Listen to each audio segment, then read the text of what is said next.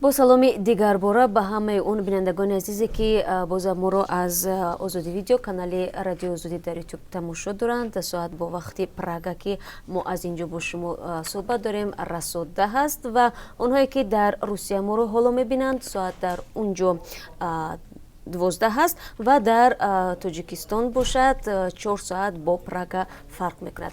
خب به هر صورت من فکر میکنم نوبسته به فرقیت بین کشورها، منظورم فرقیت ساعتی، باوری دارم که در چند دقیقه دیگر شما ما رو حتما پیگیری میکنید تا اینکه از سرخط خبرهای روز تاجیکستان و جهان آگاه باشید.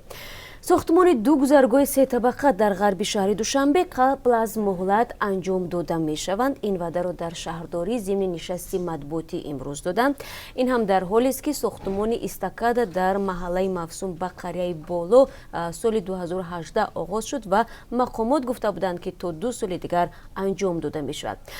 ساکنان محله های میان بینای شرکت برق تاجیک و بینای مغازه معروف به سامسونگ بعد شروع کارهای بنیادی از راه ارتباطی محروم شدند و در بنبست قرار گرفتند و آنها حتی در صحبت با رادیوی آزادی هم گفته بودند که تعدادشان حدود 100,000 نفر است و در صورت ضروری به منزل آنها نه ماشین‌های یاری تجلی و نه سوختار خاموشکنی دسترسی ندارند.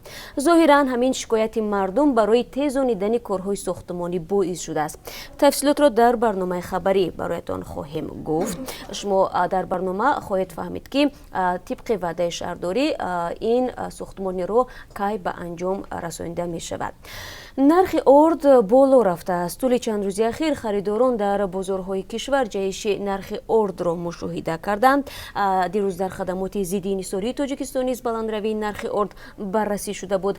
همکاران ما تلاش خواهند کرد که تا شروع برنامه خبری سبب قیمت شدن خلطه ارد را معین کنند و از این خاطر برنامه ما را پیگیری نماید. هنوز در ماه اکتبر سال گذشته اگر یادتان باشد، چون ما در این باره گزارش داشتیم، قیمت یک خلطه ارد 50 کیلویی نوی اولی در بازارهای تاجیکستان بیش از 15% بالا رفته بود و اردی که از 135 تا 150 سومانی ارزش داشت تا به 180 سومانی افزایش یافت. این نوبت به شما خواهیم دید یا به شما خواهیم گفت که یک خلطه ارد چند سومانی قیمت دارد. دادگاه ولایت خاتلون به پرونده پرسر و صدای کاپیتان پلیس ناحیه وخش که در کشتاری همسرش گمان بردانسته میشد نقطه گذاشت. نبیجان ابینجانوف شب 8 به 9 سپتامبر سال 2018 با گمان قتل همسرش ترسونوی امین و بازداشت شده بود. تفتیشات گفت که این زن با تفنگچه مکارف از سرش 2 تیر خورده است. کاپیتان میلیسا به چند سال زندان محکوم شد. در برنامه خواهیم گفت، اما پیش میگم که محکوم شده حکم دادگاه را ناعادلانه خوانده است. رهبر تشکیلات قرضی الف سرمایه و از بانکداران موفق تاجیک میگوید یکی از سبب‌های اساسی بحرانی شدن ساحه بانکی در تاجیکستان این راه یافتن اشخاص تصادفی به بانک‌ها میباشد. به قول عبدالله قربانوف، تنها قبول کارمندان سنجیده شده و تامین شفافیتی در نظام کاری بانکی تاجیکستان را از این بحران میتواند بیرون برآورد و اعتماد مردم را به کاری بانک‌ها باز میگرداند. اظهار نظر این بانکداری جوان در حال صدام می‌دهد که ساحه بانکداری در تاجیکستان ظاهراً تازه از بحران 5 ساله بیرون می‌آید و اگر می‌خواهید تفصیلات صحبتی او را بشنوید، پس بعد از 3 ساعت دیگر ما را در پخش مستقیم برنامه خبری همراهی کنید.